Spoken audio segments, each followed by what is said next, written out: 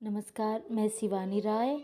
आज मैं वासुदेव नंदन प्रसाद की पुस्तक से हिंदी का नामकरण देखेंगे। हिंदी, हिंदू और हिंदुस्तान ये शब्द संस्कृत के नहीं फारसी के हैं। तो यहाँ बहुत ही महत्वपूर्ण प्रश्न बन सकता है कि हिंदी, हिंदू और हिंदुस्तान ये शब्द किसके हैं? तो फारसी के हैं शब्द ये। हिंदी, हिंदू और हिंदुस्तान।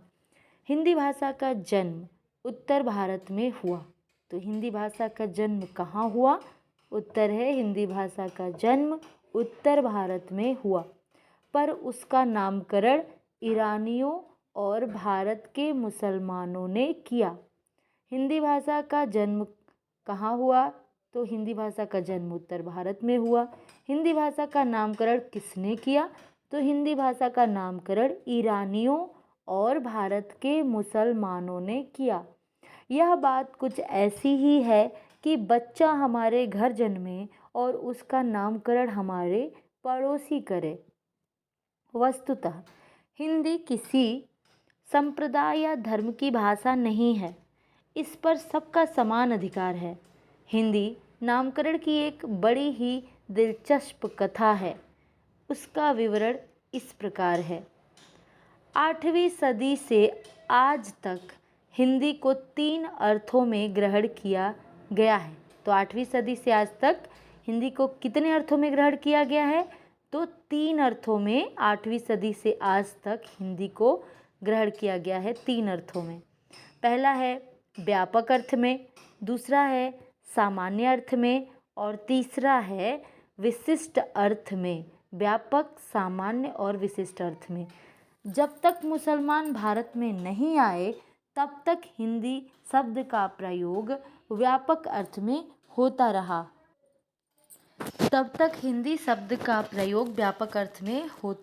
तो जब तक मुसलमान भारत में नहीं आए तब तक हिंदी शब्द का प्रयोग किस अर्थ में होता रहा? व्यापक अर्थ में होता रहा।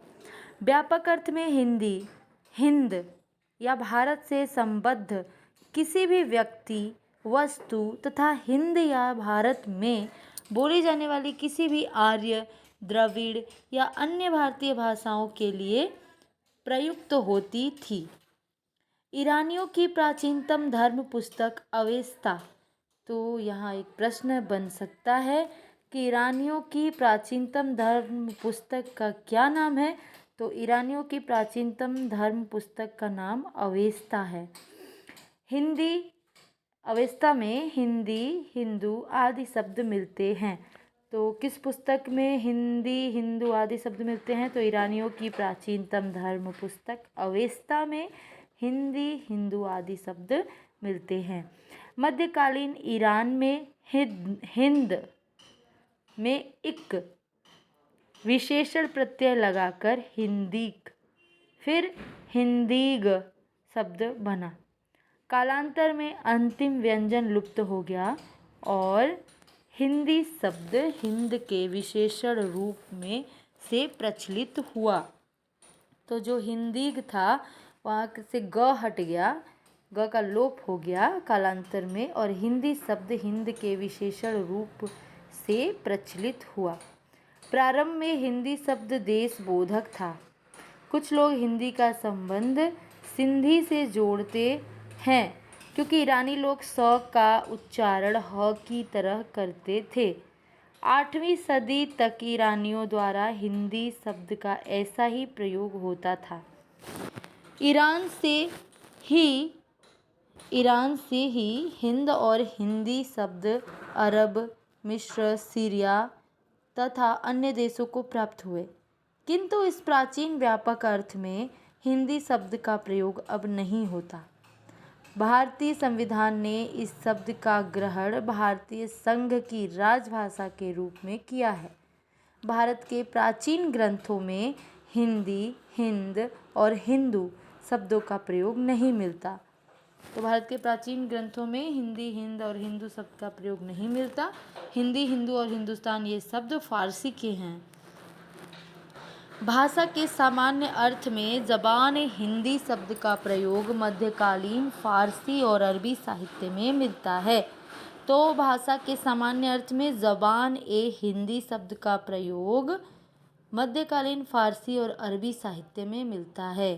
तो फारसी और अरबी साहित्य में क्या मिलता है? ज़बान हिंदी शब्द का प्रयोग। 6ठी शताब्दी के बादशाह नौशेरवा के राज कवि ने पंचतंत्र की भाषा को ज़बान हिंदी की संज्ञा दी है। यहाँ भी एक प्रश्न बनता है कि 6ठी शताब्दी के बादशाह नौशेरवा के राज कवि ने किस पुस्तक की भाषा को ज़बान हिंदी की संज्ञा दी है? तो 6ठी शताब्दी के बादशाह नौशेरवा के राज कवि ने पंचतंत्र की भाषा को ज़बान हिंदी की संज्ञा दी है। हिंदी का यह प्रयोग भारत की समस्त भाषाओं संस्कृत, पाली, प्राकृत, अपभ्रंश के लिए हुआ है। ज़बान हिंदी का प्रयोग हिंदी का समस्त भाषाओं संस्कृत, पाली, प्राकृत, अपभ्रंश के लिए हुआ है। स्पष्ट है कि हिंदी शब्द का प्रयोग देश के बाहर दो अर्थों में हुआ, एक देश के अर्थ में और दूसरा भारतीय भाषाओं के अर्थ में। तो देश के बाहर दो अर्थों में प्रयोग होता है हिंदी का, एक तो देश के अर्थ में, भारत देश के अर्थ में, और दूसरा भारतीय भाषाओं के अर्थ में। आज ये दोनों अर्थ पुराने पड़ चुके हैं और अपना महत्व खो चुके हैं। भाषा के अर्थ में हिंदी शब्द का प्रयोग संस्कृत, प्राकृत, अपभ्रंश आदि किसी प्राचीन भारतीय आर्य भाषा में नहीं हुआ है। मध्य युग में भारतीय परंपरा के कवियों ने प्राचीन भाषाओं की तुलना में अपनी कविता की भाषा को प्रायः भाषा या भाखा नाम से पुकारा है। कबीर कहते हैं, संस्कीरत है कूप जल, भाषा बहता नीर। तो कबीर ने क्या भाषा के बारे में कहा है कि संस्कीरत है कूप जल, भाषा बहता नीर। अर्थात संस्कृत कूप के जल के समान है और भाषा बहता नीर है। तुलसीदास ने कहा, का भाषा का संस्कृत प्रेम चाहिए साँच। तो तुलसीदास ने कहा है कि का भाषा का संस्कृत प्रेम चाहिए साँच।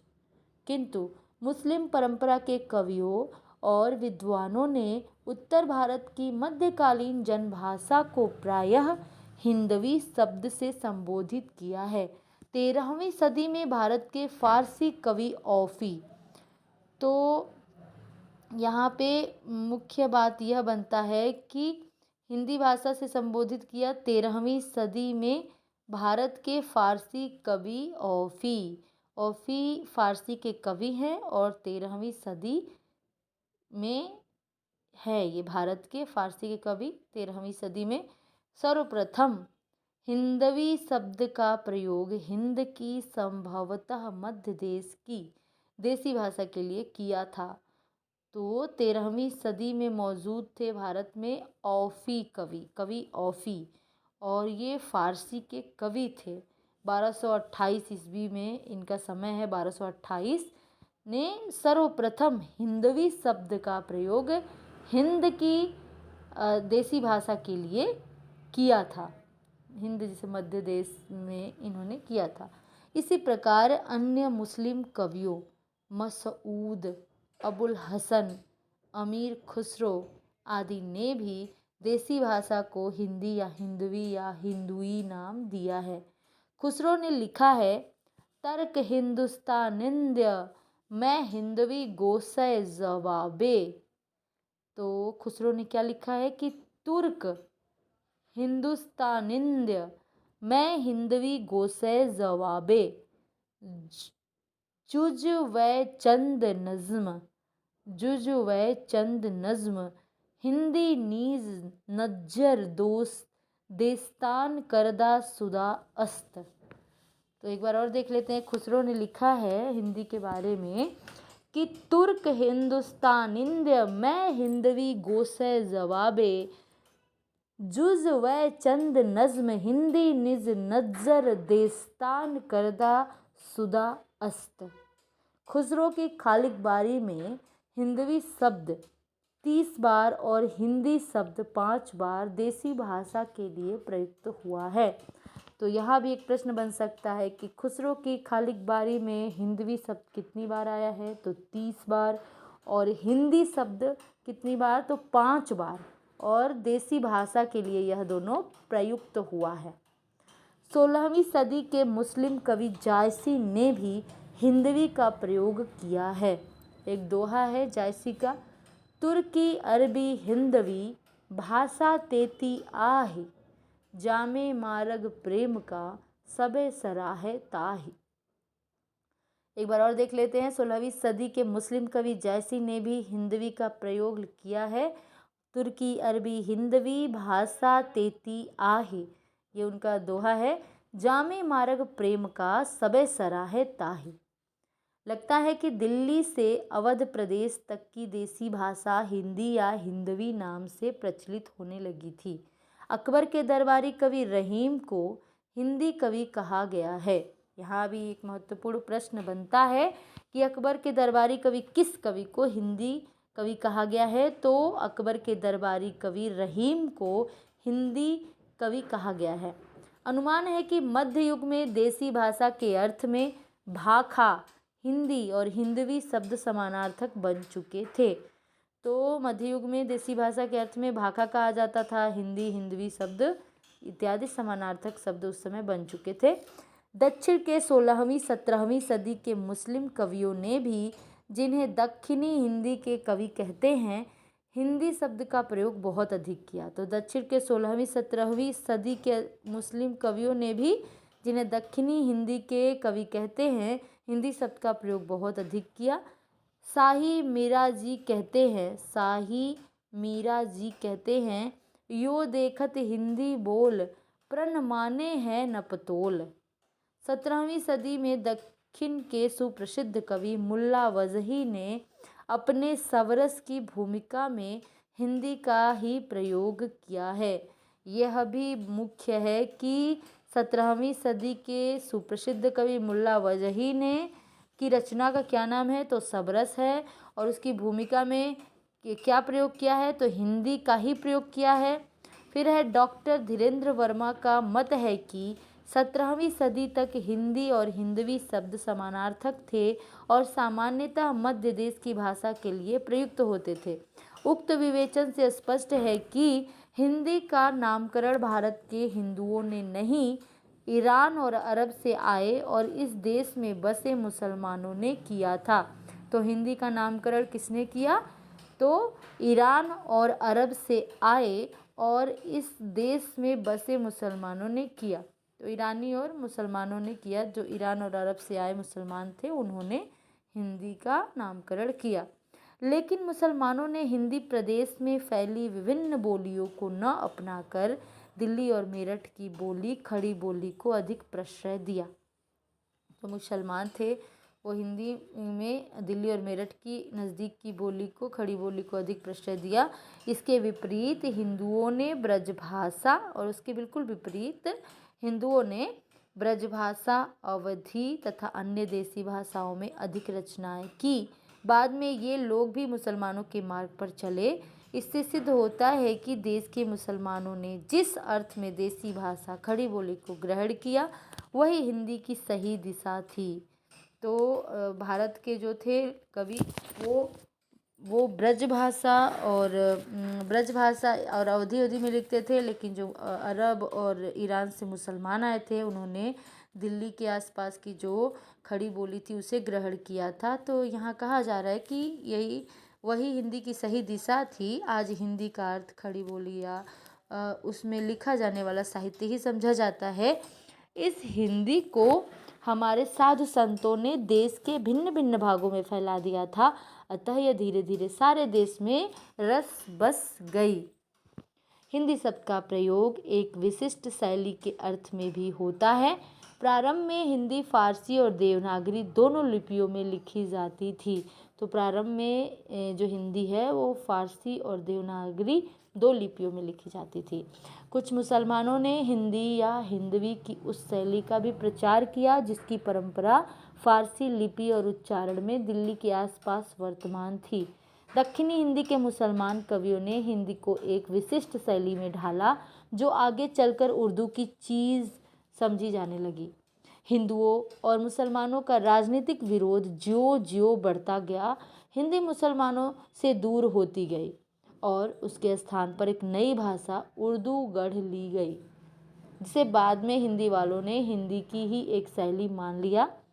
उर्दू को राजनीतिक तथा सांप्रदायिक विरोध का परिणाम यह हुआ कि भारत के मुसलमान कवियों ने हिंदी को फारसी के सांचे में ढालकर उसका नया नाम रेखता रखा। तो रेखता जो नाम है, ये भारत के मुसलमान कवियों ने हिंदी को फारसी के ढांचे में डालकर उसका नया नाम रेखता रखा। यह बात 18वीं सदी के उत्तरार्ध में हुई। अब हिंदी फारसी शैली में पनपने लगी। भारत में जब अंग्रेज आए और 1800 से हिंदी को हिंदुस्तानी की संज्ञा दी गई, तो भारत में जब अंग्रेज आए उन्होंने ही 1800 ईस्वी से हिंदी को हिंदुस्तानी की संज्ञा दी। तब भाषा संबंधी एक नई उलझन पैदा कर दी गई, पर हिंदी अपने वास्तविक रूप में स्थापित हो चुकी है। यदि भारत का नाम हिंद है तो इस देश की राष्ट्रभाषा का नाम हिंदी ही होगा। हमारे देश का नाम हिंदुस्तान नहीं हो सकता, क्योंकि यह देश केवल हिंदुओं का नहीं है। ऐसी स्थिति में देश की राष्ट्रभाषा को हिंदुस्तानी की संज्ञा नहीं दी जा सकती। डॉक्टर सुनीति कुमार चटर्जी के शब्दों में, हिंदी एक महान संपर्क साधक भाषा है। तो डॉक्टर सुनीति कुमार चटर्जी हिंदी के लिए कहते हैं कि हिंदी एक महान संपर्क साधक भाषा है। बंगाल के सुधी महापुरुषों ने भी इसकी गौरव गरिमा को पहचाना था। 1875 में बाबू केशव चंद्र सेन ने लिखा। तो 1875 ईस्वी में बाबू केशव चंद्र सेन ने क्या लिखा है, देखते हैं। हिंदी भाषा प्रायः सर्वत्र प्रचलित। बाबू बंकिम चंद्र चटर्जी ने 1876 में बंग दर्शन में लिखा। बाबू बंकिम चंद्र चटर्जी ने क्या लिखा है, 1876 ईस्वी में लिखा है कि हिंदी शिक्षा ना करिले कोनो क्रमे ई चलिबे ना। हिंदी शिक्षा ना करिले कोनो क्रमे ई चलिबे ना। निष्कर्ष यह है कि हिंदी भारत की सामान्य जनता की भाषा है, देश की एकता की संपर्क भाषा है, साधु संतों की भाषा है और देश की केंद्रीय शक्ति है।